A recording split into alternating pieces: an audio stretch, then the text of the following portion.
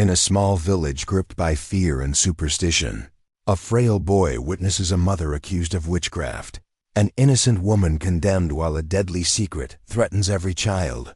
Can the truth survive the wrath of fear? Before we dive into this, hit the subscribe button and tell us from where in the world you're watching from. They said Clara Miller was a witch. The word spread like rot through the village, whispered first in kitchens and fields, then shouted in the open, until it became less an accusation and more a conviction carved into the hearts of those who needed someone to blame.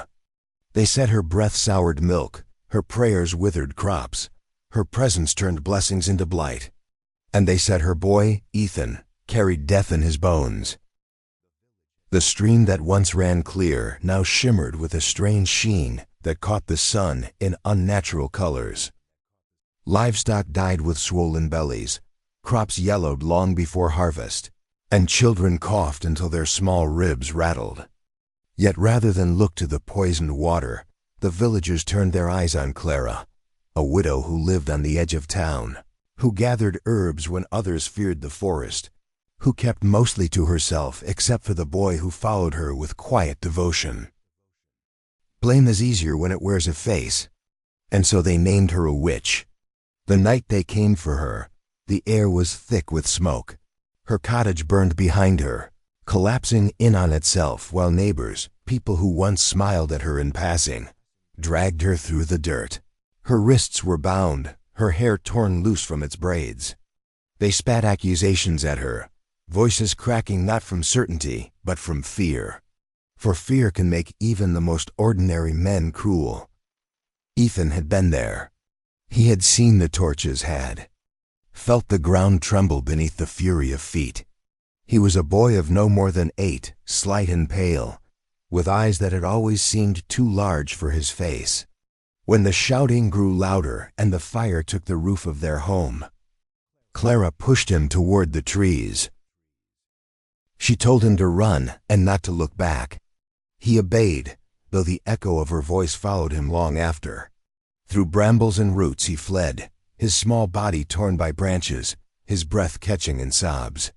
Behind him, the chorus rose, "Witch, witch." It followed him like a curse as he disappeared into the forest. The boy did not see what they did to his mother. Perhaps that was mercy.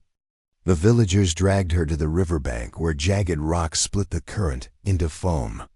Some called for fire, others for water. In the end, the decision was made with the ease of men who no longer believed they were choosing at all. If she sank, she was innocent. If she floated, she was guilty. Either way, Clara Miller was not meant to leave the river alive. But Ethan did not know this. He was already deep in the forest, stumbling, collapsing, pulling himself up again. Hunger gnawed at him. Fear pressed on his chest, but something stronger than both kept his legs moving. He found shelter in a shack abandoned long ago, its roof half gone, its walls lined with mildew. It stank of mold and decay, but it was 4 walls, and it was dark. There he curled into himself, knees against his chest, listening for footsteps. That never came. No one searched for him. Or perhaps they did, half-heartedly, hoping the forest would do their work for them. The boy lingered in that shack, starving, his breath shallow, his thoughts blurred by fever and grief. Days bled into nights. The world shrank to the pounding of his heart and the taste of damp air. When at last someone opened the door to that place, they did not find a child as they expected. They found something else. Ethan's face was hollowed by hunger, his cheeks sunken, his lips cracked. His small body was trembling with the effort of staying alive, but his eyes burned, with a light that did not belong to a boy. They were pale, almost clouded, yet within them swam something vast, something that seemed older than the trees themselves. Those eyes did not plead for help. They did not even look at the man who had found him. They looked through him, as if searching some unseen horizon, as if already knowing what the rest of the village had refused to see. For the truth was never Clara's witchcraft. There was no curse in her blood or in her son's bones. The truth was far more ordinary and far more damning. The river that carried their water had long been poisoned. Greed had seeped into it, disguised as progress, as profit, as survival. Waste had been buried in the earth, and the earth had answered. The coffin, the children's chests, the spoiled milk, the dead livestock, all of it was sickness born from human hands. But it was easier to hang a woman than to accuse the wealthy men whose ledgers were fat with gain. It was easier to damn a boy than to face the reflection in their own poisoned wells. And so Clara Miller had died with ropes on her wrists, and Ethan Miller was left to starve in the dark. The boy's gaze told the truth, though no one dared to speak it. His eyes held the knowledge that the curse was real, but it was not his. It belonged to all of them. It lived in their soil, in their water, in the very breath they drew. It was a curse born of greed, and it was only beginning to claim its price. Years would pass, and the story of Clara Miller would shrink into a cautionary tale retold by firesides with less venom and more wonder. Some would whisper that the boy had died in the forest, his spirit wandering between trees. Others would claim he lived, grown into a silent figure glimpsed by hunters and woodcutters, a man with pale eyes who never spoke. The truth, like the poisoned river, kept moving quietly beneath the surface, carrying with it the memory of a village that chose fear over truth and destruction over justice. And those who had once raised torches and shouted "witch" would never see how close they had stood to their own undoing. Willow Creek was a place where time moved gently, where the turning of the seasons was marked by the rhythm of harvests, by festivals stitched together with song and bread, and by the whispers of the river that wound its way like a silver thread through the valley. For Ethan Miller, it was not just home. It was the entire world, a circle of hills and fields that seemed vast to a child's eye, yet small enough to carry every secret from one doorstep to the next. He grew up in the shadow of tall pines, in a cottage that smelled always of herbs and warm bread. Clara, his mother, kept the place alive with her hands, though money was scarce and kindness scarcer still from the village beyond. She had an instinct for the earth. Where others saw weeds, she saw medicine.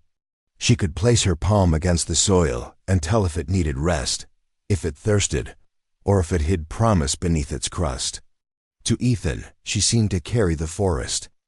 Within her, its quiet strength, its patience, its capacity to endure storms and sprout new growth again.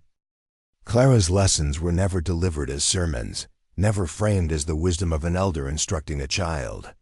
They came instead in the shape of moments, in the way she would pause during their walks to show him how ants moved as one mind, carrying burdens 10 times their size, or how the wounded branch of a willow could bend low without breaking. "You see, Ethan," she would say, her voice soft, her eyes reflecting the green canopy above them, "strength isn't always about standing tall. Sometimes it's about knowing how to bend so the storm doesn't break you." Ethan absorbed these lessons the way roots absorb rain. He grew to see the world not as a place of possessions or titles, but of patterns, balances, and debts owed to the land. When he found a bird's nest that had fallen after a storm, he didn't pocket the eggs as some boys might. Instead, he climbed, scratched and panting, to return it to the crook of a branch. When he saw a neighbor's cow limping in the pasture, he begged his mother to visit, to grind a poultice that might draw out the swelling. Though the villagers often accepted Clara's remedies with pursed lips and murmured thanks, they rarely looked her in the eye. Ethan noticed this, though he did not yet understand it. For him, love was simple. It was his mother's hand brushing the hair from his forehead. It was the warmth of her body beside the hearth as they shared bread. It was the song she hummed when she thought no one listened, the ones that made even the sparrows pause in their chatter as though the music carried something sacred. Yet the world beyond their cottage was not so gentle. Even as a child, Ethan sensed the sharpness in the villagers' voices when they spoke his mother's name. He saw how doors closed when they walked by, how laughter hushed, how eyes slid away. Children his age repeated things they did not understand, mocking rhymes about witches, muttered taunts about curses, words taught to them by parents who sought simple answers for complicated fears. But Clara taught him not to repay cruelty with cruelty. People fear what they don't understand, she told him once, as they sat by the creek with their feet in the cold water. Fear makes them blind. But your eyes, Ethan, don't ever let them close like that. See the good where it still lives. She touched his chest then, her fingers warm against his heart. And if you can't find the good, then be it. The boy nodded, though he was too young to fully understand the weight of her words. Still, he carried them like seeds pocketed after a journey, seeds that would grow later in harder soil. Life in Willow Creek was not untouched by wealth, though riches had long since left the valley. Richard Callahan's name was sometimes spoken in the tavern, in tones that mixed pride with bitterness. He had been a boy of Willow Creek once, born to a miller's family no better off than Clara, and yet he had left. He had gone to the city, carved out a fortune in trade, and was now a man whose letters bore seals of wax and whose home was rumored to hold more windows than the entire village combined. For Ethan, the name meant little. He saw only the empty house at the end of the lane, the Callahan estate where the shutters hung crooked and ivy pulled the walls apart. To him, Richard was a ghost more than a man, someone whose shadow lingered over the village even if his body did not. The elders, however, remembered. They spoke of Callahan's sharp mind, his hunger for more, his refusal to settle for the slow rhythms of the land. Some admired him. Others despised him. All felt, in one way or another, the absence of what he had taken when he left, the belief that someone born of Willow Creek could shape the world beyond it. Ethan listened to these stories with only half an ear. His world was still bound by the forest, the river, and the lessons his mother wove into his days. He chased dragonflies, he climbed trees, he learned to track the prints of deer in soft mud. Yet even in those innocent years, he could not ignore the creeping unease that settled over the village like a mist that would not lift. Children coughed. More often, the well water sometimes smelled sharp, metallic, so that mothers wrinkled their noses before boiling it. Calves were born weak, lambs stillborn. These things were explained away at first as bad luck, as punishment for laziness, as the natural cycle of plenty and want. But explanations wear thin when the graves in the churchyard grow crowded. Ethan did not know all this at once, but he felt it. He heard it in the silence of his playmates when their eyes lingered on him. He caught it in the way villagers muttered when he passed, their voices just loud enough to sting. He heard his mother's name twined with words like curse and ill omen. Once, as he lingered at the edge of the square, he heard a woman whisper to another, "It's the boy. Look at him, eyes too pale, like he's seen death already." The words carved themselves into him. That night, as he lay beside the fire, he asked his mother why people hated them. Clara smoothed his hair, her face calm though her eyes were troubled. "Because they're afraid," she said simply. "But remember, Ethan, fear belongs to them, not to you." He closed his eyes, but the words followed him into sleep. The echo of curse lingered longer than the comfort of her voice. And so, even in his earliest years, Ethan Miller learned that love could be boundless in one place and scarce in another. That a home could be warm, yet the world outside its walls cold as stone.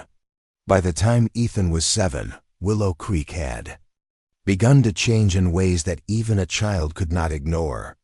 The air felt heavier, as though it carried not only the scent of smoke and soil, but also the weight of something unseen. The river, once clear and quick, sometimes gleamed with a strange film that caught the sunlight like oil. Mothers whispered about it at the well. Fathers grumbled when livestock fell sick, yet the blame rarely reached the land or the water. Instead, it circled, searching for a face to rest upon, and again it found Clara and her boy. Clara bore the suspicion. With quiet grace, she still offered remedies when children grew fevered, still tended the sick animals when asked, though more often than not she was asked only after all other cures had failed. Her hands worked steadily, grinding herbs, steeping teas, wrapping poultices. She did not turn anyone away. But gratitude was never freely given. More often she was met with silence, with muttered prayers behind her back, with doors closed as soon as her work was done. Ethan noticed these things, though his mother tried to shield him. He saw the way women clutched their children closer. When Clara entered the square, he saw the way men stopped speaking when they walked past. At first he thought it was only her they distrusted, that somehow her knowledge of plants and her solitary nature marked her as strange. But one evening, as he lingered near the blacksmith's forge, he heard two men talking.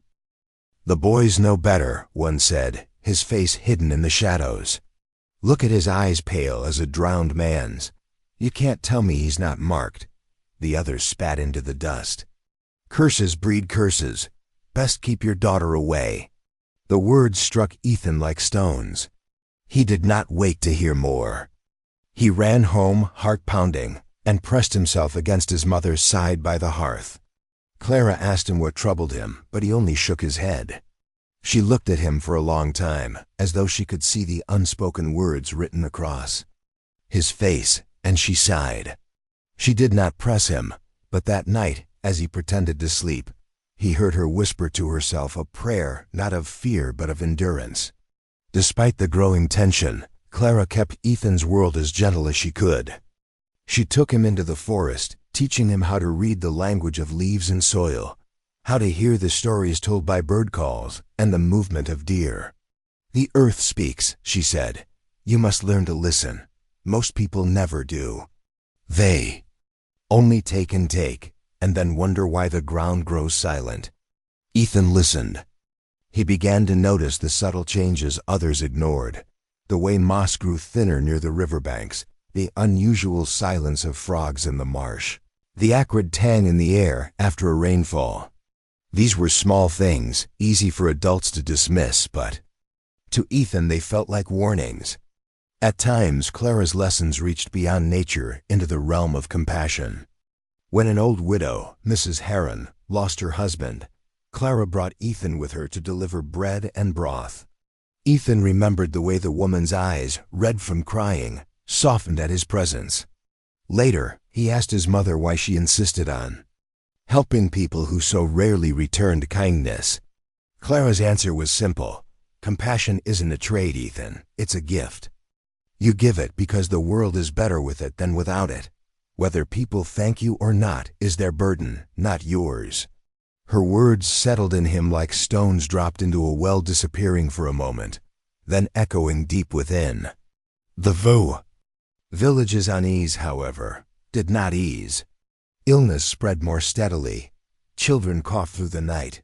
Some grew thin despite the best efforts of their mothers. Livestock fell sick more often, their deaths blamed on curses rather than on the shimmering film that still clung to the river's surface. And always, in taverns and kitchens, the whispers grew sharper. Clara Miller, the witch. Her boy, the cursed one. Amid this fear, the name of Richard Callahan sometimes returned, like a ghost carried on the wind. News of his fortune drifted back from the city, new factories, vast estates, shipments that crossed oceans. Some villagers spoke of him with admiration, saying Willow Creek should be proud that one of their own had risen so high. Others scoffed, claiming he had turned his back on his people, that he had grown rich while his birthplace withered. 2. Ethan Callahan remained little more than a story, a reminder that the world beyond the valley was wider than he could imagine. Yet something about the way people spoke of him lingered, as though his absence had left not only an empty house, but an emptiness in the village itself. One late afternoon, while helping his mother gather firewood, Ethan overheard two women at the edge of the path. They spoke in hushed tones, unaware of his presence. "Mayanna's fever grows worse," one said. Clara brought her herbs, but I fear it does more harm than good. The other clucked her tongue. It's her boy, I tell you. He carries it. Mark my words, no child near him stays well for long. Ethan froze, the bundle of sticks slipping from his arms. His chest tightened, breath catching like a snare. He wanted to shout that it wasn't true, that he hadn't done anything, that he wanted nothing more than for Anna to get better. But no words came. He only stood there until Clara appeared, her eyes meeting the women's briefly before she bent to help him pick up the wood. She said nothing, but her hand lingered on his shoulder, steadying him. That night, Ethan lay awake long after the fire had died down. He thought of the words "he carries it" and felt a weight press against him, as though he bore something invisible on his shoulders. He wondered if perhaps they were right. Why else would people whisper so much? Why else would eyes follow him? With suspicion? But then he remembered his mother's lessons, her steady voice telling him that strength was in bending, not in breaking. He told himself that if there was a curse, it was not his to carry, and if there was fear, it belonged to the villagers, not to him. Still, sleep did not come easily. In the days that followed, the whispers grew louder, though rarely to his face. Ethan learned to walk with his head down, to slip through the square quickly, to avoid lingering where gossip might snare him. Yet for all the fear that clung to him, he found solace in the forest, where the trees did not judge and the creek, however tainted, still sang its quiet song. It was there, in that fragile peace between mother and son, that the first cracks in his childhood appeared. Cracks through which the shadow of the village's fears seeped in, turning innocence into something more fragile, something touched by the weight of blame. And though Ethan could not yet know it, these whispers were only the beginning. The turning of seasons in Willow Creek once brought comfort. Spring was meant to sing with the thaw of snowmelt and the first green shoots of wheat. Summer was meant to smell of hay and hearth fire, autumn of apples and drying herbs. But as Ethan grew older, those rhythms began to falter. By his 8th year, the creek no longer ran clear for more than a handful of days at a time. Sometimes it gleamed with an oily sheen, other times it smelled faintly metallic. The frogs that had once croaked in chorus at night had fallen silent. Families drew their water with pinched faces, boiling it twice before they dared drink. Still, sickness spread. It was first just coughs, then rashes that spread across the skin like wildfire, then fevers that would not break. Ethan heard the wails in the night when another child passed. He saw the graveyard on the hill swell with new markers, each one decorated with flowers that withered too quickly. Mothers held their children close when they coughed. Fathers pressed hands against foreheads, as if by touch alone they could will away the sickness. The fear in the village had no cure. And fear always seeks a culprit. Clara became that culprit more openly now. Where once whispers had sufficed, now voices carried further. When a young boy died after 3 weeks of fever, Ethan heard a man shout in the square that Clara's herbs had finished him faster than the illness. When 2 calves were born still, and their mother cow followed them soon after, someone muttered that Clara's shadow had passed too near the pasture. Ethan saw his mother endure it all with her steady, unyielding calm. She did not answer accusations with anger, nor turn away from those who came, sometimes even the same who cursed her for remedies. She treated the sick as best she could. Sometimes her teas soothed, sometimes her poultices brought relief, but sometimes nothing worked. And when nothing worked, the blame returned heavier than before. "Why do you still help them?" Ethan asked one evening as they sat by the hearth, the flicker of the fire painting shadows across the walls. His voice shook with the frustration of a child who wanted to protect but did not know how. "They hate us. They call you names. They think I'm cursed." Clara smoothed his hair back, her hand lingering at his temple. "Because hate is a sickness of its own," she said softly.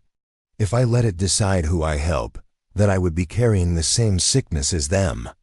I won't do that, Ethan, and neither will you." Her words soothed him, but only for a while. Days later, when he carried firewood through the square, he caught the tail end of a conversation between two women drawing water. "They say it began with her," one murmured. "Her boy came too pale, too quiet, always was strange. It clings to him and to her.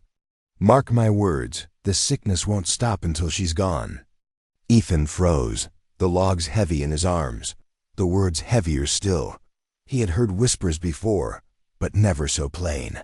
For a moment he considered dropping the wood and shouting at them, telling them they were wrong, that his mother was the only one who still cared for the village when others turned away. But something in their faces stopped him, the certainty in their eyes, the way fear had hardened into belief. That night he did not tell Clara what he had heard. He lay awake long after she had fallen asleep, staring at the beams of the ceiling, listening to the faint cough that rattled in the distance from another cottage. He wondered if the village would ever forgive them for simply existing. In the weeks that followed, the fear sharpened. Doors shut more quickly when Clara walked by. Ethan found himself alone in the meadow where once he had played with other children. He heard boys hiss curse born behind him as he walked home from gathering wood. He learned to keep his head low, to hold his silence like a shield. Yet, in the forest, he still found peace. Clara took him deeper among the pines, showing him how roots fed one another beneath the soil, how fallen leaves gave life to the ground. "The world is built on giving," she told him, pressing a sprig of cedar into his palm, "even when it looks like loss. Remember that." But her words could not hold back the tide. One autumn evening, Ethan lingered at the edge of the square. As villagers gathered near the well, he crouched behind the stacked barrels of grain, unseen but close enough to hear. Their voices carried sharp against the cold air.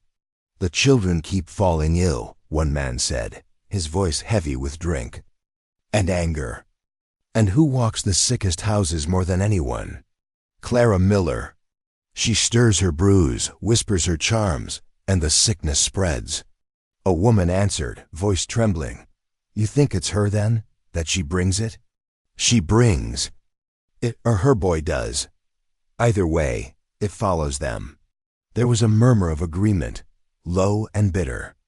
Ethan pressed himself against the wood of the barrel, his heart hammering in his chest. "She should have left years ago," another voice spat. "Instead, she lingers. And while she lingers, children die." The words fell like stones into Ethan's chest. For the first time, the whispers had taken shape, spoken not in secrecy but aloud, in the open, with nods and grim faces. His mother's name carried through the square like a curse of its own.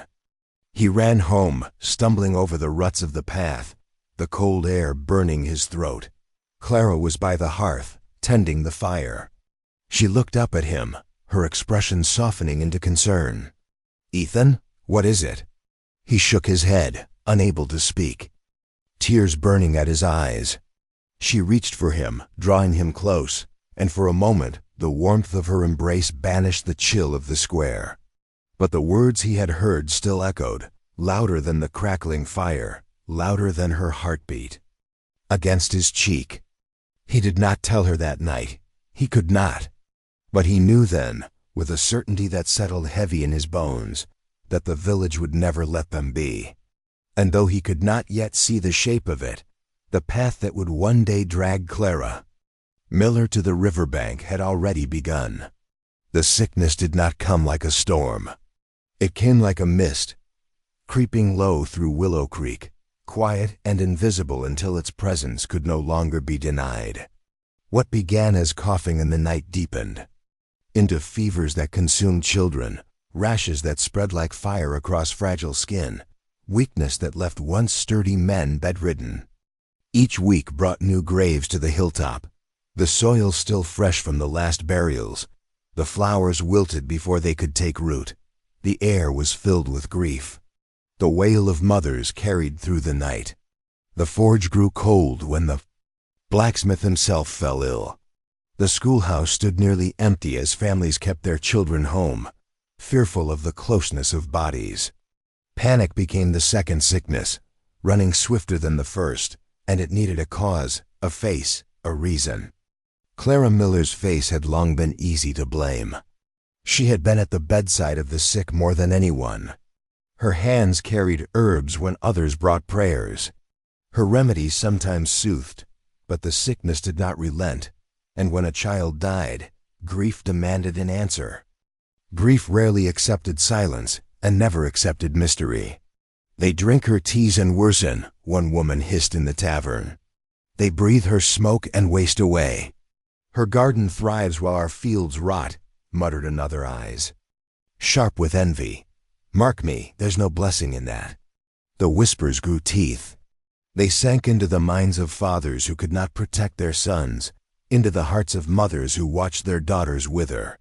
Every failure of her remedies became proof, every survival credited to chance or God. Ethan saw the change more keenly than most. He felt it in the silence that followed them through the square, in the way men no longer lowered their eyes but held their stares, bold and sharp. He heard it in the way children who once avoided him now pointed, hissing words taught by their parents. "Witch's boy, curse-born." At home, Clara remained steady. She boiled her herbs, tended her garden, sang her quiet songs. Yet Ethan could see the heaviness in her shoulders, the way her eyes lingered longer on him, as though measuring how much longer she could keep him safe. "Why don't they see it's not you?" Ethan asked one evening, his voice trembling. With the desperation of a boy who believed love should shield against hatred. "Because fear is blind," Clara answered. She did not raise her voice, but there was steel beneath her calm. "And blind fear looks for someone to strike. If not us, then it would be another. Remember this, Ethan, the truth does not change just because people refuse to see it." Her words should have been comfort, but Ethan felt them settle like stones in his stomach. The weeks dragged on. Another child died, then two more. Panic thickened into frenzy. At the well, a group of women clutched their jars and spoke openly now, their voices no longer whispers, but sharp declarations. "It's her herbs that poison them," said one. "I saw her grinding powders I'd never seen before." "She curses the water with her hands," another cried. "How else do you explain the sickness spreading faster near her home?"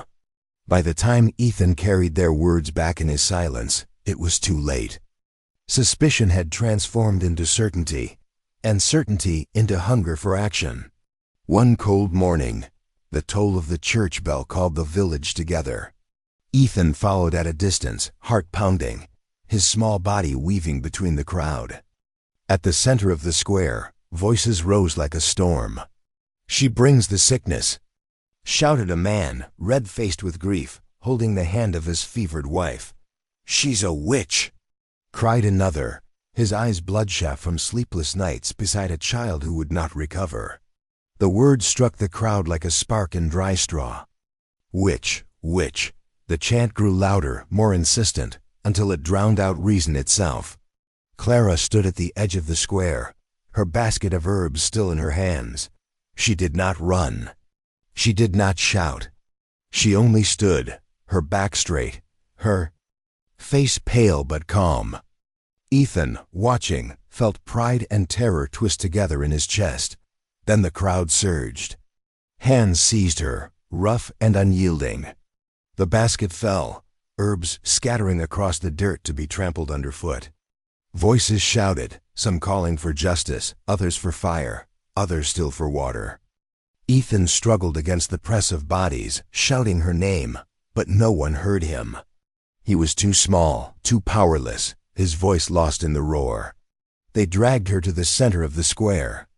Men shouted accusations. She had cursed their fields. She had killed their children. She had poisoned their water.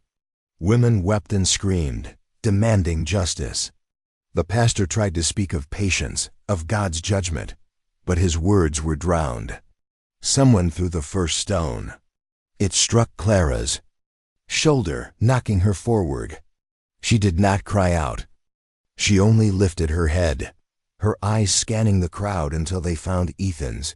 In that moment, Ethan felt the world narrow to just the two of them, bound together across the chaos. Her gaze was steady, filled not with fear but with a fierce, aching love. Another stone struck, then another. Ethan shoved through the bodies, desperate, but a hand caught his arm and flung him back. He fell hard into the dirt, breath knocked from him. Above him the sky spun, filled with the sound of fury and grief disguised as justice. By the time he found his breath again, Clara had been seized by two men and hauled toward the church. "2. The jail," someone cried. "Let her rot until the trial." The crowd answered with a roar. Ethan stumbled after them, tears burning in his eyes, but the press of bodies swept her away faster than his legs could carry him. He saw only glimpses, her hair wild, her wrists bound, her face still calm as the mob carried her into the shadows. Of the church steps, the door slammed shut, the lock clanged, and the square slowly emptied, the fire of anger spent but not extinguished. Ethan stood alone in the dirt, the trampled herbs scattered at his feet, the word witch still echoing in his ears. The jail of Willow Creek was little more than a stone room built against the side of the church, its bars rusted and its single window facing the square. It had been years since anyone had been kept there. Disputes were usually settled by fines or shame, not confinement. But now Clara Miller sat behind those bars, her hands folded in her lap, her face quiet and unreadable. For 2 days the square swelled with people who came not to see justice done, but to feel their fear given form. They stood at the window, staring in, muttering prayers or curses. Some spat through the bars. Children, emboldened by the safety of numbers, tossed pebbles and jeered. "Witch," they called. "Curse-bringer." Ethan lingered at the edges, too small to stop them, too proud to turn away. Each stone that struck the wall near her made him flinch, but Clara never moved. She only lifted her gaze, her eyes finding him through the crowd, and in that steady look he felt both comfort and a deeper pain, that she could endure this with such calm when he burned with helplessness. At night, he crept close, slipping past the watchful eyes of men who guarded the church door. He whispered through the bars, his voice trembling. "Mama, I'll get you out. I'll find a way." Clara reached through, her hand brushing his cheek. "No, Ethan," she said softly. "Do not try. You must be safe." "I can't leave you," he choked. "You must," she replied, her voice carrying the weight of a command wrapped in love. "You are the seed that must grow when all else is ash. Do you hear me? You must live, Ethan." Her words lodged in him like a thorn. He nodded, though every fiber of him wanted to protest. By day the anger of the village grew louder. The pastor urged calm, but his voice faltered in the face of so many grieving parents, so many empty cradles. Rumors swelled like storm clouds. Clara had poisoned the wells. Clara had marked the children. Clara had cursed the harvest. It did not matter that her hands had healed more than they had harmed. In fear's eyes, her guilt was already proven. Ethan tried to stand beside her in the square, but men pushed him away, calling him witch's spawn. One boy, older and broader, struck him in the ribs and laughed when Ethan doubled over. Another spat in his hair. Finn clenched his fists, but remembered his mother's words. "Do not repay cruelty with cruelty." So he stood silent, enduring, though the silence cost him more than any fight. The third night, stones grew larger. A group of men hurled them not at the wall, but at Clara herself. One struck her temple, drawing blood. Ethan screamed and tried to push through the crowd, but rough hands seized him, shoving him back. "Best keep away, boy," someone sneered, "lest you share her fate." Clara lifted her head despite the blood, her gaze seeking Ethan once more. She did not weep. She did not beg. She only watched him, as though to burn the memory of his face into her heart. Ethan, shaking, raised his hand in return. But even that was stolen from him. A stone grazed his shoulder, thrown not at her but at him. The curse runs in his veins. Someone cried. "Best we rid ourselves of both." The words chilled him. For the first time, Ethan saw the hatred shift, no longer fixed solely on Clara, but turning toward him. He stumbled back, his heart racing. The crowd, caught between grief and frenzy, seemed capable of anything. He slipped away before the anger could ignite further, running until the square was only a distant roar behind him. He fled into the night, his breath ragged, his chest aching with the weight of fear. The forest loomed before him, dark and endless. He had always known its paths under his mother's guidance, but now he entered it alone, branches clawing at his clothes, roots tangling his steps. The sounds of the village faded, replaced by the rustle of leaves and the distant call of an owl. At last he stumbled upon a shack, half hidden beneath ivy and shadow.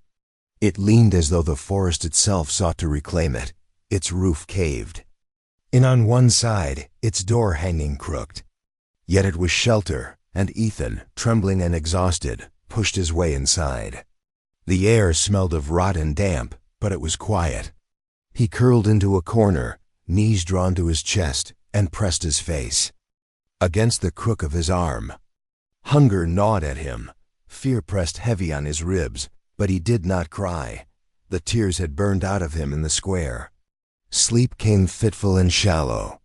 Each time he closed his eyes, he saw his mother behind the bars, her face lit by torchlight, her eyes steady even as stones struck her. He saw the crowd, their faces twisted with rage. He heard again the words, "Rid ourselves of both." When morning came, he rose stiff and hollow, his stomach twisting with emptiness. He foraged for berries, chewed bitter leaves, drank from a puddle in the hollow of a stone. It was not enough, but it was something. The shack became his refuge, the forest his shield. Yet even in the stillness, the voices of the village carried in his mind. Their anger, their certainty, their refusal to see truth. And above them all, his mother's last words to him, "You must live." "Ethan," he whispered them to himself as he huddled in the shack, as though speaking them aloud would make them true. But deep within, a fear gnawed. What if survival meant leaving her behind forever? The shack became Ethan's world. Its walls leaned inward, warped by damp, its floor strewn with leaves and the bones of mice long dead. Yet for him it was safety, a place hidden from eyes that saw him only as curse and shadow. The forest closed around him like a shield, muffling the cries of the village that had cast him out. At first, hunger was his fiercest enemy. He scavenged for berries, roots, and acorns, his fingers trembling as he dug through the soil. Sometimes he chewed bark until his gums bled, desperate to quiet the emptiness gnawing inside him. The memory of warm bread by the hearth tormented him. Nights were worse, when the cold seeped into his bones and the darkness pressed against him. He curled tight, whispering to himself, repeating his mother's words, "You must live, Ethan." By the second day, he learned where water collected in the hollows of rocks, where moss grew thickest to guide him toward damp places. He licked rain from the leaves after storms, his lips chapped but grateful. Once, he stumbled across the remains of a rabbit, half eaten by a fox. He took what scraps of meat he could, choking it down raw despite his revulsion. Survival stripped him of choice. Loneliness was the sharper hunger. His mother's absence hollowed him in ways the forest could not fill. He imagined her voice in the rustle of leaves, her hand in the warmth of sunlight across his cheek. At times he thought he could almost hear her humming, and he closed his eyes, clinging to the sound until it faded back into silence. Yet even in exile, the village haunted him. He dreamed of the square, of stones striking flesh, of voices raised not in grief, but in fury. He saw Clara's eyes, steady and unafraid, even as the world turned against her. Those eyes became a fire in his memory, urging him not to collapse under the weight of fear. Days blurred into one another.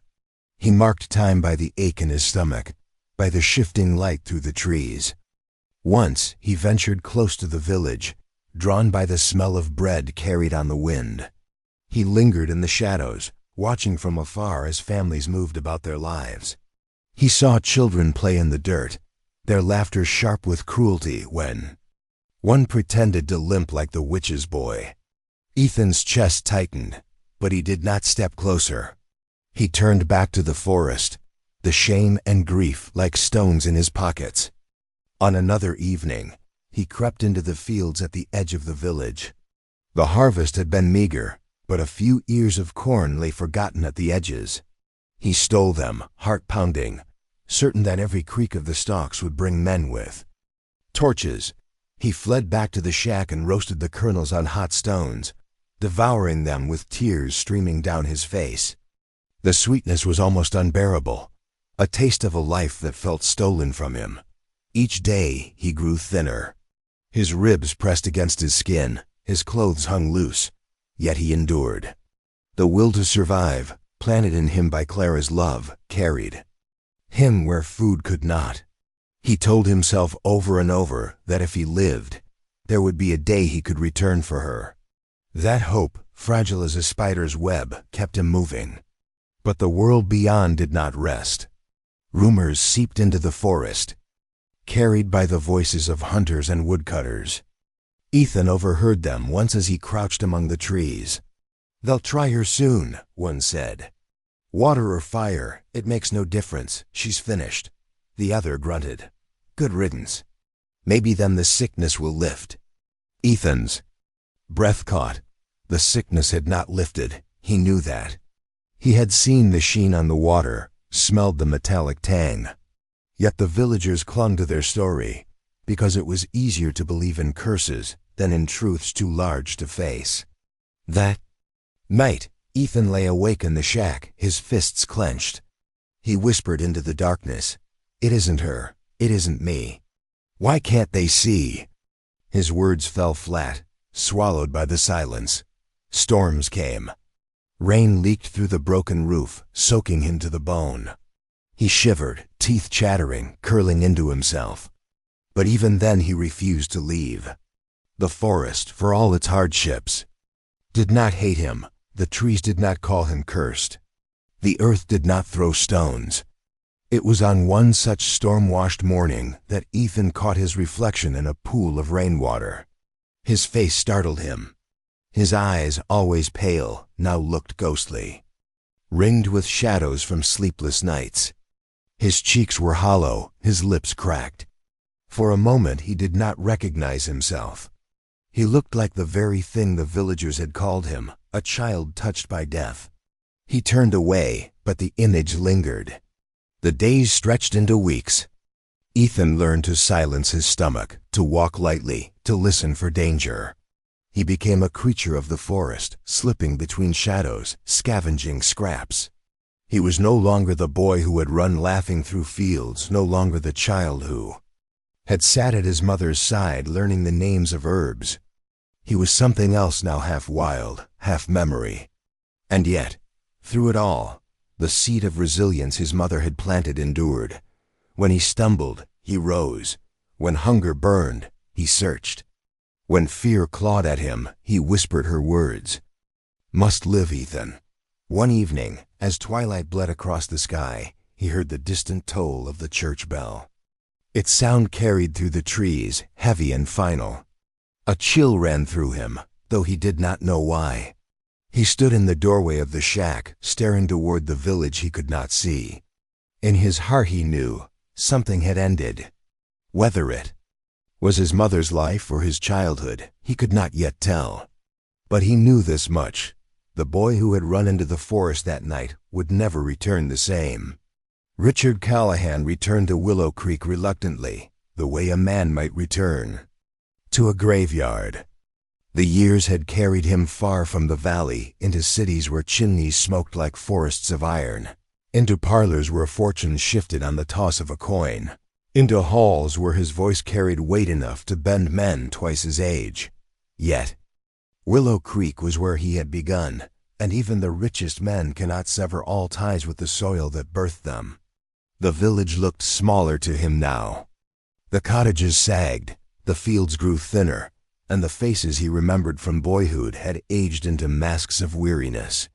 He rode through the square expecting, perhaps, some recognition, but most people only glanced at him before lowering their eyes to them. He was no longer Richard the miller's son. He was Richard Callahan, the man who had left and returned wrapped in fine clothes, a stranger carrying the scent of the city. It was there, in that square, that he first saw Ethan. The boy was thinner than any child should be, his clothes hanging in tatters, his eyes pale and hollow with hunger. He lingered at the edge of the crowd, watching as men muttered and women clutched their children close. When Richard dismounted, Ethan darted forward, falling to his knees in the dust before him. "Please," the boy cried, his voice raw. "You have to save her. You have to save my mother." Richard frowned, confused. "Your mother?" "Clara Miller," Ethan gasped. "They've locked her up. They say she's a witch, but she isn't. She heals, she helps, she's never hurt anyone. Please, sir, you're the only one who can." The square grew still. Whispers stirred like wind through grass. Villagers exchanged glances, some with fear, others with anger. To them, Clara was the embodiment of their terror, and now the richest man ever born of Willow Creek was being begged to take her side. Richard looked down at the boy, torn. He remembered Clara Miller, faintly a quiet woman on the edge of the village, known more for her herbs than her words. He had never thought of her as dangerous, but then he had been gone a long time. He studied Ethan's face, the desperation burning in those pale eyes, and something twisted in him. He had been a boy once, begging the world to listen. He knew the sound of desperation when he heard it. Still, skepticism held him. "Why me?" he asked. "Because they listen to you," Ethan said, his voice breaking. "They hate us, but they won't hate you. You have to speak for her. You have to—" His words crumbled into sobs. Richard hesitated only a moment longer before he stooped and lifted the boy to his feet. "Come," he said. "You'll not beg in the dirt." The crowd stirred. Murmurs sharpened into voices. "Don't touch him, Mr. Callahan, he's cursed. Leave the witch's boy where he belongs. He'll poison your house like he's poisoned ours." Richard's jaw tightened. He turned, his voice cutting through the noise. "Is this how Willow Creek treats its children now? With stones and curses?" A silence fell, taut as wire. The villagers shifted uneasily, but no one answered. Richard placed a steadying hand on Ethan's shoulder. "I'll hear your story," he said, "and I'll see your mother myself." The boy looked up at him with a gratitude so fierce it was painful to behold. That evening, Richard brought Ethan to the Callahan estate, long abandoned but still standing at the end of the lane. The servants who had traveled with him from the city balked at the sight of the boy. One wrinkled her nose. "He's filthy, sir. He'll bring sickness under your roof." Richard silenced her with a glance. "Draw him a bath. Fetch him food. He stays." Ethan ate like a starving animal, tearing into bread and meat with trembling hands. Richard watched, arms crossed, torn between pity and unease. He had built his life on calculation, on weighing gains against losses, on cutting away what did not serve him. To shelter the boy was to invite the wrath of the village. To side with Clara was to make himself their enemy. And yet, watching Ethan devour his meal, seeing the hollow in his cheeks fill with the faintest color, Richard felt a stirring he had not expected, a recognition, perhaps of the boy he had once been, hungry for something more than food. When Ethan had eaten his fill, he looked up, his face smeared with crumbs. "Will you help her?" he whispered. Richard sighed, leaning back in his chair. "I will hear the truth first. I cannot promise more." "The truth is she's innocent," Ethan said fiercely. "The sickness isn't her doing. It comes from the water. I know it. I've seen it. Richard studied him, noting the certainty in his voice. This was no fanciful tale. The boy believed it with every fiber of his being. Very well, Richard said. Tomorrow we'll see her. But the village had already decided its truth, and Richard would soon find himself standing in its path. The next morning, Richard walked to the church with Ethan at his side. The boy's face was pale with determination, his small fists clenched. The square was already full, villagers gathering as if for a spectacle. When Richard entered, their murmurs swelled. What's he doing with the witch's boy? City wealth has softened his wits. Best keep clear, lest he fall under their curse too. Richard ignored them. He was accustomed to hostile crowds. He had faced shareholders, competitors, and unions, each with their own sharpened teeth. But this was different. These were people he had known as a boy, neighbors who had once broken bread with his family. To see such suspicion etched on their faces unsettled him. At the door of the church jail, the pastor met him, his expression strained. "Richard," he said cautiously, "it may be best if you stay clear of this matter. Emotions run high. Your presence could." "My presence is precisely what's needed," Richard cut in. His voice was calm but edged with steel. "You've locked away a woman on suspicion alone. I'll see her." The pastor hesitated, then nodded reluctantly. Inside, Clara sat behind the bars, her hands folded, her hair matted but her eyes still steady. When she saw Ethan, her face softened, though she quickly masked her fear for his sake. "Ethan," she murmured. "Mama," the boy whispered, pressing close to the bars. Richard stood back, observing. Clara looked thinner than he remembered. But there was no madness in her, no malice. Only a quiet strength that unsettled him in its certainty. "You've been accused of bringing sickness," Richard said at last. "Do you deny it?" Clara lifted her chin. "I do. I have done nothing but try to heal. But fear makes its own truths, and fear has no need of proof." Her words echoed Ethan's desperate plea from the square. Richard felt a flicker of respect stir in him. But the villagers waiting outside were not moved by reason. When Richard emerged, they pressed in, voices sharp with anger. "You'll not free her. She's poisoned us long enough. If you side with her, you side against us." Richard raised his hand for silence. "I side with truth. And truth demands more than superstition and grief. If sickness spreads, let us search for its cause, not burn the only healer you have left." A murmur rippled through the crowd, some uncertain, others bristling with rage.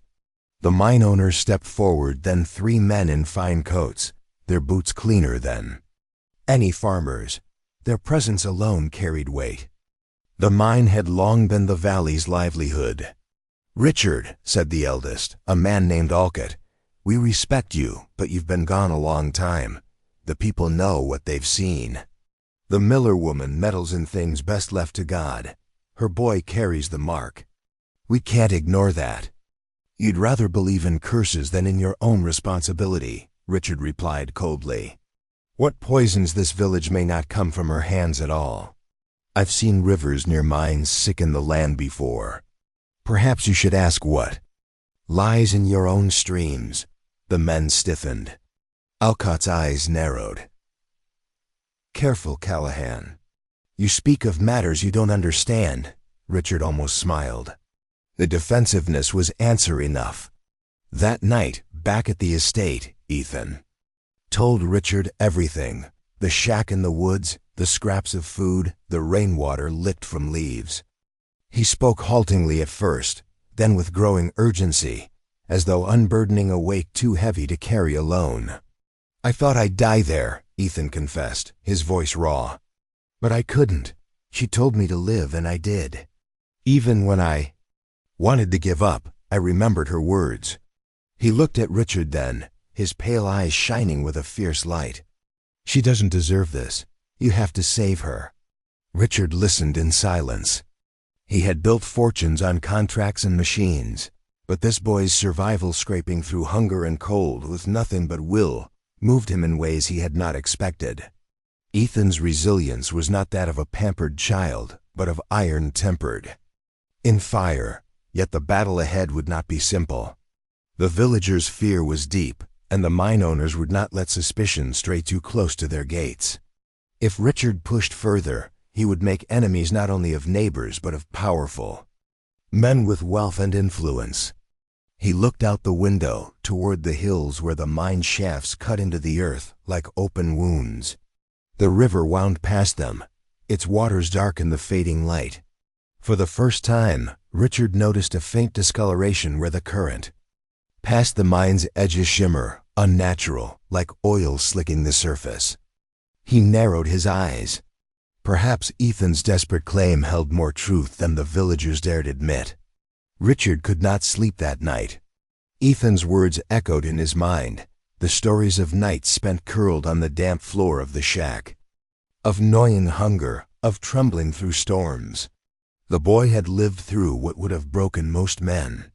That kind of endurance left a mark, and Richard saw it in the set of Ethan's jaw, in the quiet intensity of his eyes. By morning, Richard was resolved. If there was truth to be found, it would not come from tavern whispers or sermons shouted over grief. It would come from the land itself. He saddled his horse and told Ethan to ride with him. The boy hesitated. "Where are we going?" "To the mine," Richard answered. The ride was long, the path winding through the hills where the trees thinned and the soil grew gray with dust. Ethan clung to the saddle, his thin frame pressed against Richard's back. The further they went, the quieter he became, as though sensing the weight of what they would find. The mine lay like a wound carved into the earth.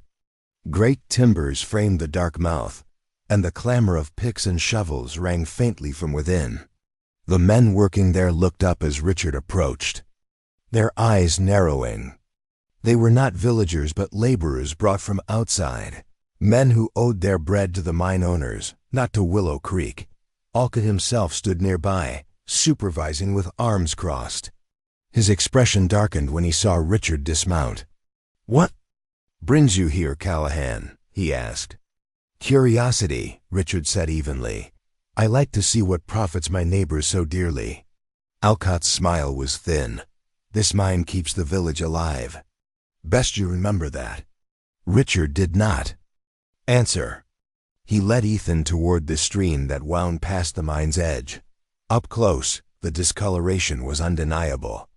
The water shimmered with a faint, unnatural film, its surface broken by sluggish bubbles. Fish floated belly up along the banks there, scales dulled to gray. Ethan knelt, his small hand trembling as he reached toward the current. "This is what I saw," he whispered. "This is what's killing them." Richard crouched beside him, dipping his fingers into the water. The smell rose sharp and acrid, burning his nose. He knew enough of industry to recognize the signs. Runoff, waste, the silent poison of metal leaching into the veins of the land. He had seen rivers near smelters darken the same way, had watched fields wither downstream.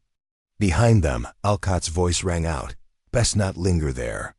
Nothing but swamp runoff, natural as rain. Richard straightened, his gaze cutting to the man. "You know as well as I do, this isn't swamp runoff." The mine owner's face hardened. "Careful, Callahan. Speak too freely, and you'll find yourself with fewer friends than you think." "I'm not here for friends," Richard replied coldly. "I'm here for truth." Alcott stepped closer, his voice low and sharp. "The village needs something to believe in. Better they think it's a witch than lose their livelihood. If you stir this pot, you'll have blood on your hands." Richard felt the weight of the threat. The mine employed half the valley. To challenge it was to strip food from tables already bare.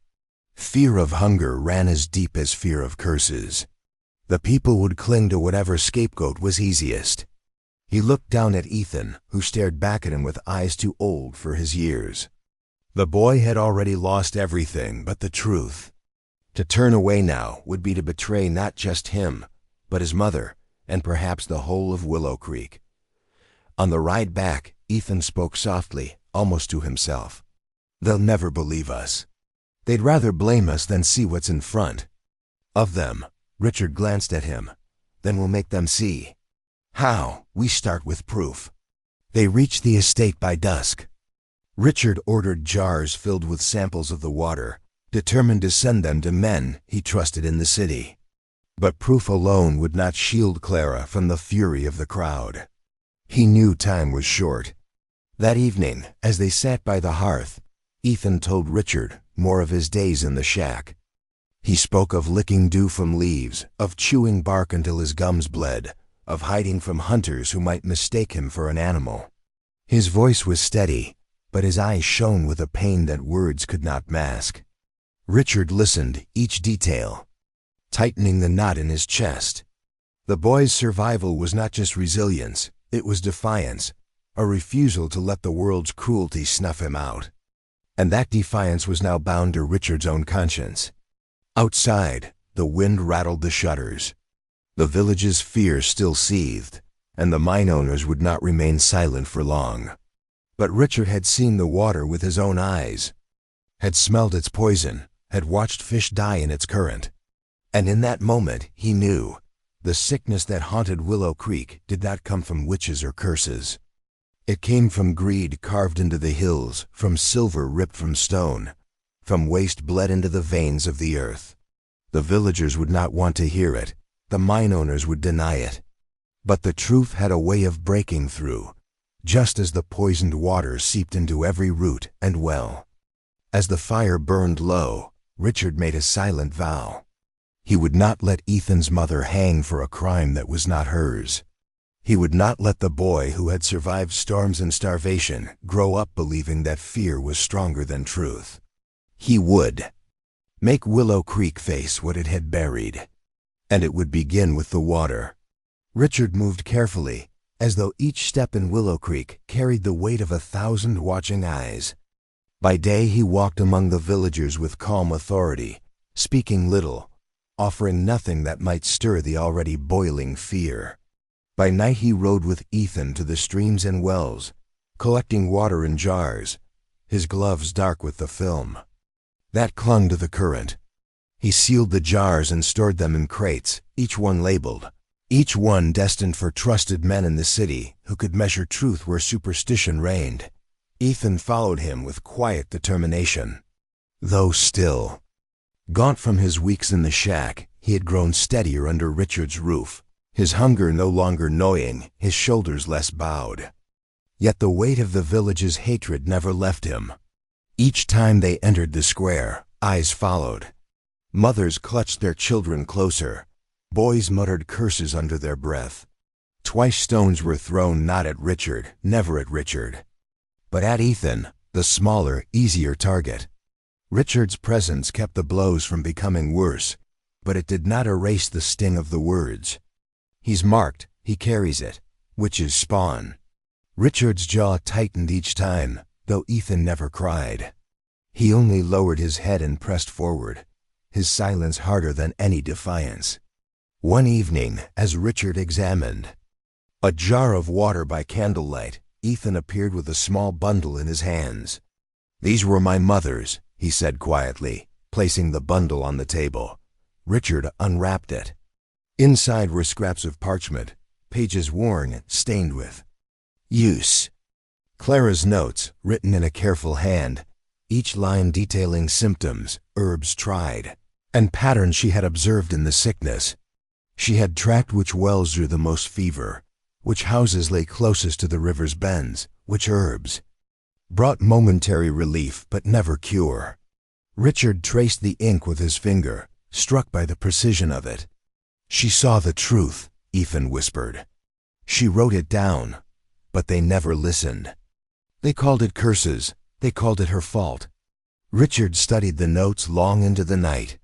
Clara had seen what no one wanted to see, that the sickness moved with the water, that families who fetched it from the northern wells sickened first, that those who drew from rain barrels fared better.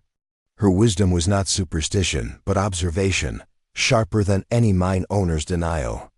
The next day, Richard confronted Alcott quietly, away from the ears of the villagers.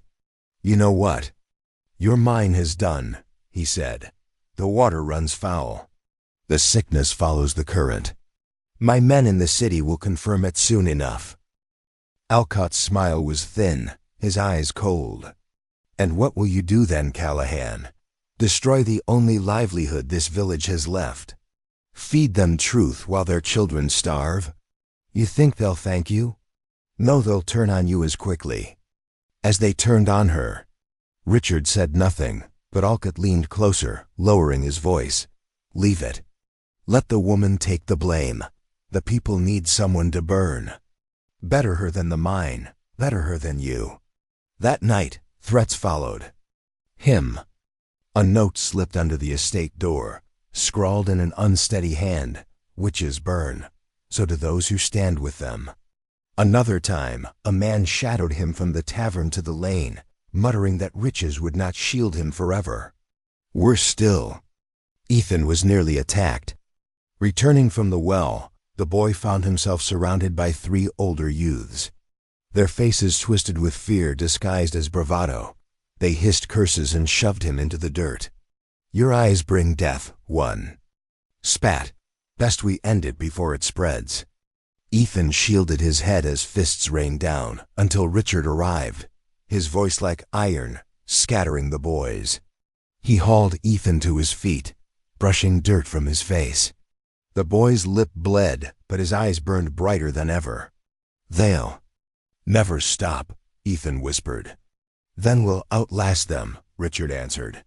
Yet even Richard felt the shadows of doubt that the villagers fed. Whispers twisted in the night, rumors that Clara had been seen speaking to shadows, that her herbs glowed faintly in moonlight, that Ethan had been born without crying. Lies spread faster than truth, and even those who doubted her guilt found themselves uneasy when the sickness worsened.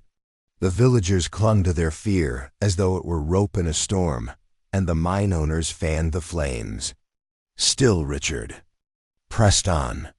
He collected water, studied Clara's notes, built the case piece by piece. But in quiet moments, he could not help but wonder, what if there was more? Clara's wisdom was undeniable, but so were the rumors, so persistent, so insistent that even a rational man could feel them creeping into his mind. He told himself it was nonsense, that there were no witches, no curses, but doubt, once planted, is a weed that grows quickly. The village simmered toward violence. The trial approached, and with it, the promise of judgment. The mine owners whispered of justice, but what they meant was silence. The people demanded blood, and Clara was the vessel of their fury. Then, on a sharp autumn morning, everything shifted. The child of one of Clara's loudest accusers, a boy with cheeks once full of health, the son of a man who had thrown stones, at her cell collapsed with fever. His skin flushed red, his breath rattled. The family, so sure of Clara's guilt, cried out in horror as the sickness claimed their home. The whispers faltered, the certainty cracked. If even the accusers' child fell, then perhaps the sickness was not hers to command. For the first time, fear turned its gaze not toward Clara, but toward the river that wound through their lives like a serpent, silent and deadly. And Richard, standing at the edge of the square, knew the tide had begun to turn. The church bell tolled at dawn, summoning the village to judgment. Its heavy clang echoed through Willow Creek like a summons to war. Men and women poured into the square, their faces set with grief and suspicion. Children clung to their mothers' skirts, their eyes wide with dread. At the center, beneath the high steps of the church, Clara Miller was brought forth in chains. Her wrists were bound, but her back remained straight, her gaze calm. She walked with a dignity that silenced even those who had come thirsting for her death. Ethan pushed forward through the crowd, but strong hands held him back. His voice cracked. As he cried, "She's innocent. She never harmed anyone." The villagers ignored him, their eyes fixed on Clara as though her very breath might confirm their fears. The pastor stepped forward, his expression weary but resigned. "Clara Miller," he declared, "you stand accused of witchcraft, of poisoning this village, of bringing death upon our children. How do you plead?" "I plead only the truth," Clara answered. Her voice was steady, carrying across the square. "I have healed where I could. I have buried those I could not save. Fear makes me guilty in your eyes, but fear is not truth." The crowd shifted uneasily. Murmurs rose, some cries for her execution, others whispers of doubt. Then Richard Callahan stepped forward. His presence was like a stone dropped into water, rippling through the assembly. He was no longer simply the miller's son who had left. He was the man who had returned with wealth, influence, and now defiance in his eyes. "This trial is a sham," Richard declared, his voice cutting like a blade. "You accuse a woman with no proof but superstition, while the true poison eats at your very wells." A gasp ran through the crowd. Alcott, the mine owner, stepped forward, his face taut with fury. "This is not your affair, Callahan. You left this place. You have no right to speak for it now." Richard's eyes narrowed. "I have every right. This is the soil that raised me, and I will not stand by while lies bury the truth." He raised a hand, and two of his men carried forward crates filled with jars. One by one, Richard held them up for all to see, the water samples, cloudy and discolored, shimmering with an unnatural sheen. "This," he said, his voice ringing, "is the sickness of Willow Creek, not Clara Miller, not her herbs, not her boy. This water, poisoned by the silver runoff of your mines, has been killing your children." The villagers craned their necks, whispering. The sight of the water was undeniable, its corruption visible even to the naked eye. Yet Alcott's voice rose above the murmur. "Lies," he thundered. "Water fouls with time, it is natural. He twists what he does not understand." Richard's lips curved in a grim smile. "Then perhaps you'll understand this."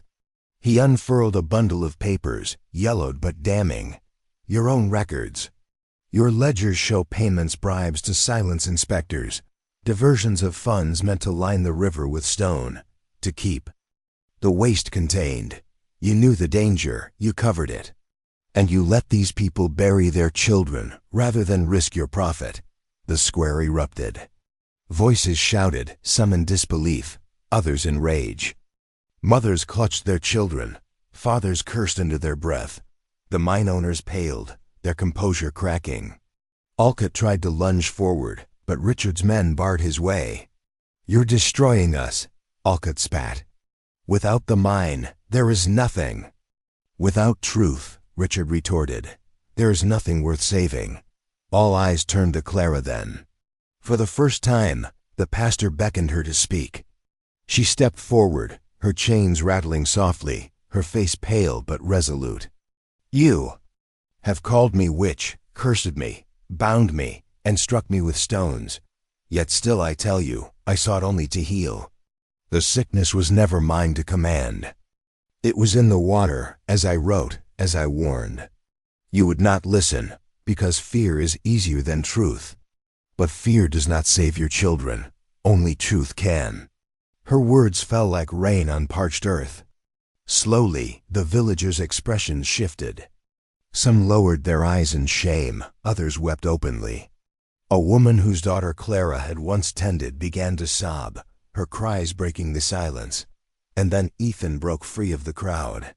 He ran to his mother, tears streaming down his face, and threw his arms around her waist. The villagers watched as the boy clung to her, his pale eyes burning with defiance and love.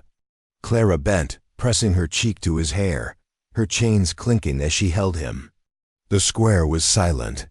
For the first time in weeks, no one shouted. No one cursed. They saw not a witch, not a curse, but a mother and her son, bound together by something stronger than fear. The pastor raised his voice. "Enough, we have seen proof. Clara Miller is no witch. She is innocent." A cheer rose, not of joy, but of release, of a burden lifted. Yet it was not unanimous. The mine owners stood frozen, their reputations crumbling before their eyes. Their empire of silence had been broken.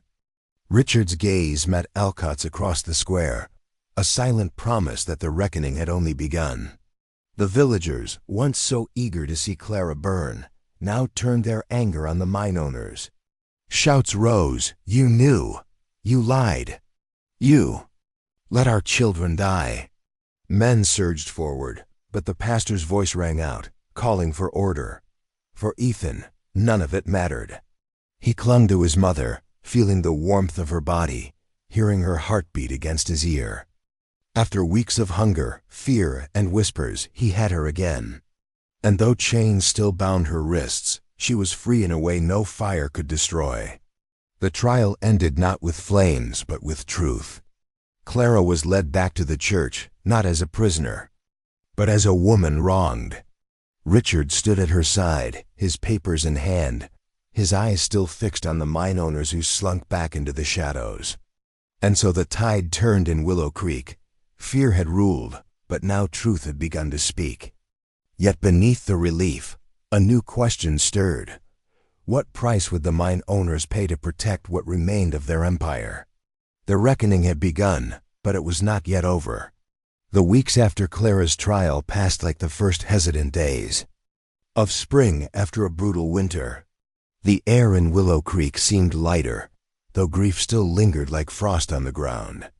The villagers who had once filled the square with cries for fire and rope now avoided Clara's gaze with bowed heads and murmured apologies. They came timidly at first, in ones and twos, carrying their children in their arms or leaning on canes, asking if she would still help them, and she did. She opened her door without hesitation. The same hands that had been bound in chains now bound wounds and mixed herbs. The same voice they had cursed with shouts of witch now soothed their fears in quiet tones. Slowly, shame bent their pride. Men who had hurled stones brought gifts of wood for her fire. Women who had spat on her doorstep left baskets of bread. The children who had once taunted Ethan now stood in her garden, waiting for her to show them how to pluck leaves without damaging the roots. Clara's cottage, once feared as the dwelling of a curse, began to change. Its garden grew broader, tended not only by her hands, but by those of neighbors who came to learn. The small front room, once a kitchen where she had sat with Ethan alone, became a place where mothers gathered to wait with their sick children, where old men sought remedies for their aching joints. What had been a home of exile became a house of healing. Ethan, too, changed. He no longer walked with his head down, no longer shrank from the whispers. He carried water for his mother, gathered herbs, and learned the names of plants not as secrets, but as knowledge to be shared. The villagers began to see not a cursed boy, but a child who had endured hunger, exile, and scorn, and had returned with eyes that still held light. Some even said his survival itself was proof not of a curse, but of something extraordinary. Resilience that belonged not to magic, but to the unyielding will of the human spirit. Richard Callahan remained in Willow Creek longer than he had intended. The trial had revealed more than just poisoned water. It had stripped bare the illusion that wealth could build walls strong enough to hold out truth.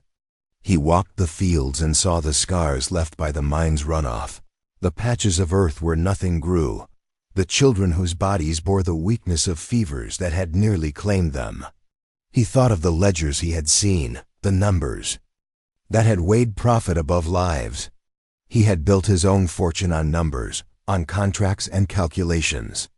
But standing in the square of his boyhood home, watching Clara tend to the sick, watching Ethan laugh faintly as he chased a dog through the grass, Richard felt a hollowness in the wealth he had carried back with him. Coins did not cure fevers. Titles did not bind wounds. Houses with 100 windows could still feel empty if compassion did not live inside them. One evening, he spoke of it to Clara as they sat by her hearth. "I've spent my life chasing wealth," he said quietly. "I thought it was the measure of a man, the proof of his worth.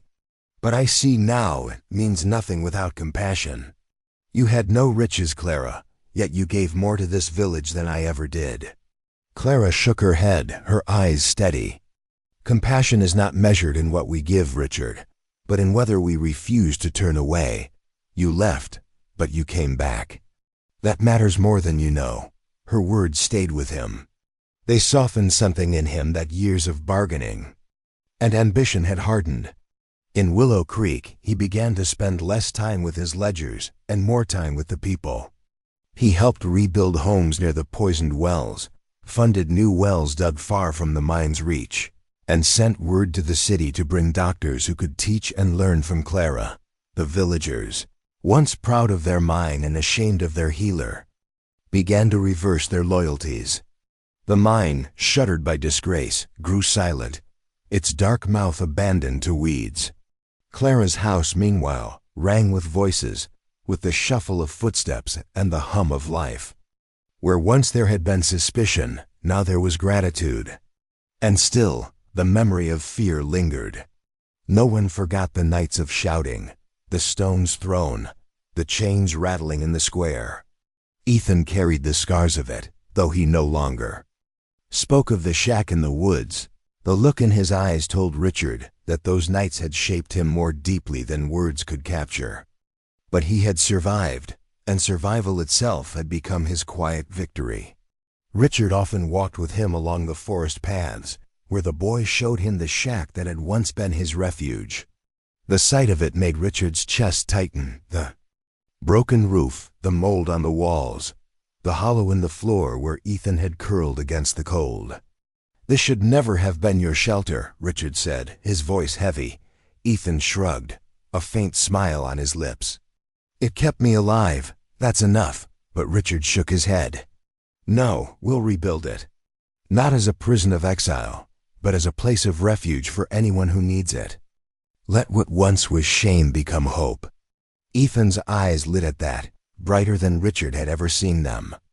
And so, the village began again. The Miller house became a healing center.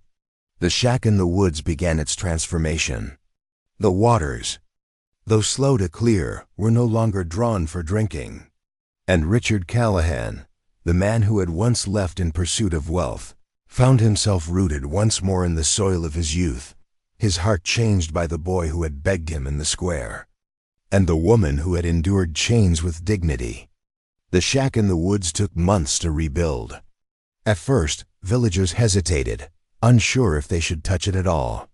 To many, it was a place haunted by whispers, a reminder of the boy they had once driven into exile.